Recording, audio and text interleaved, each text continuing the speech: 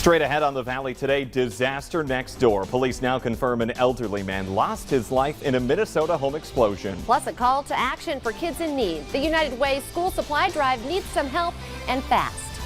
But first, we begin with local breaking news this morning. One man is recovering in a Fargo hospital after authorities say he was hit by a pickup near PERHAM, Minnesota. The crash report says it happened along Highway 10 just after midnight today. The Minnesota State Patrol says 25-year-old Giovanni Winters of Illinois was walking on the major highway when he was hit by that pickup.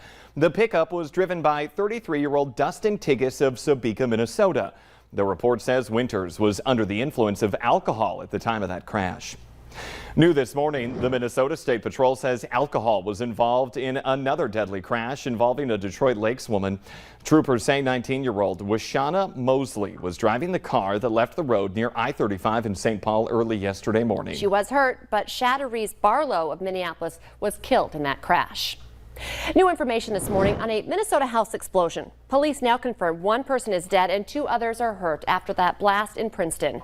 The explosion reduced the structure to rubble with debris strewn about in a wide area. And neighbors say the blast happened around noon yesterday and it sounded like a sonic boom. The victim is a man in his 80s. His son and granddaughter, they're in the hospital. There's no word yet on the cause of that explosion.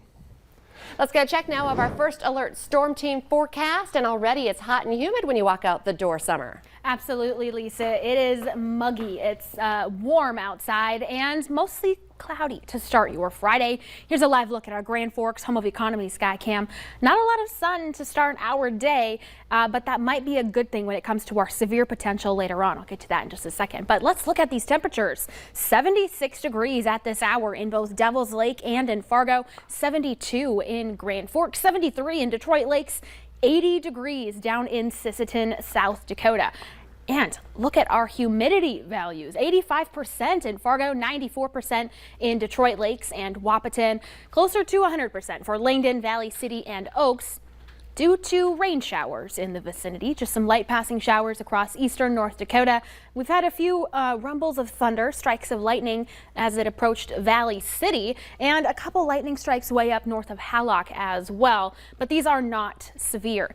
Storms are expected to redevelop along a cold front later this afternoon and evening. So we have a first alert weather day for a level 2 out of 5 risk for severe. This encompasses our entire region with the main impacts damaging wind gusts and very large hail. The tornado threat is on the low side, but it is not zero for your Friday evening. Large hail, we could see those stones up to 1.5 inches in diameter or golf ball size or ping pong ball size, and wind gusts exceeding 70 to 75 miles per hour. Localized flooding also not out of the question. A few things you can do to prepare for this wind. Secure your patio and outdoor furniture. Those cushions go a-flying. Put the garbage can and your car in the garage. Tie down the trampoline and prepare for power outages if wind knocks down those power lines. A look through your hour-by-hour forecast shows a few lingering showers throughout the morning and early afternoon, but here comes that cold front. So near the dinner time hour, 5, 6 o'clock, seeing those storms blossoming in northeastern North Dakota.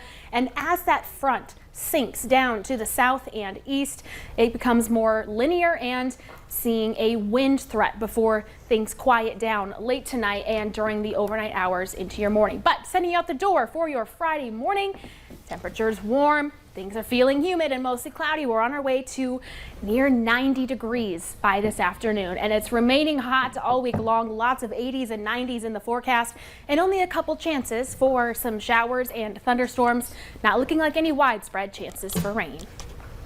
All right, Summer. Good to hear that some folks might be getting rain, not so good on the storm. Right. Thank you, Summer. A brazen act all caught on camera. A Fargo family is the latest victim of a catalytic converter theft, and it happened in broad daylight. That's in Riverwood. That's a neighborhood in North Fargo. And a neighbor there, they taped the thief in the act. Yeah, you can see the man get under the car numerous times to steal the converter. He was actually using an electric saw. The victim wants people to be aware that no matter where you live, it can happen to you. So if he's dumb enough to do this in broad daylight, he would be willing to do this at any point in time. So I literally just want him off the street. Now remember, you can get your catalytic converter marked at a number of auto shops around the FM area. The initiative started in April and can help identify a stolen converter when the thief tries to sell it. A daycare fire in Moorhead has turned deadly. 62-year-old Robert Blue died Wednesday from injuries suffered in a fire at a home daycare earlier this week. The fire forced the evacuation of a daycare provider and several children who were in the house at the time. Luckily, none of those children were hurt. Police say the home is only used as a daycare and no one lives there. Investigators say the fire appears to have started in a second-floor kitchen. We aren't ready to quite talk about it, but we all know that it's coming. We're talking school starting and school supplies. The United Way needs your help getting those supplies to kids in need. The Valley Today's Brian Sherrod joins us live this morning with some really easy ways, Brian, that people can help out. Well, good morning, Jordan and Lisa. That's exactly right. I know kids aren't ready to hear the S word, which is school, just yet, but these school supplies are going to be helpful. And of course, I'm here with Tiffany McShane to talk all about helping. Thank you for being here with me this morning. You know, when we talk about United Way getting involved with just even getting these backpacks for school supplies, why is it so important that you guys are involved?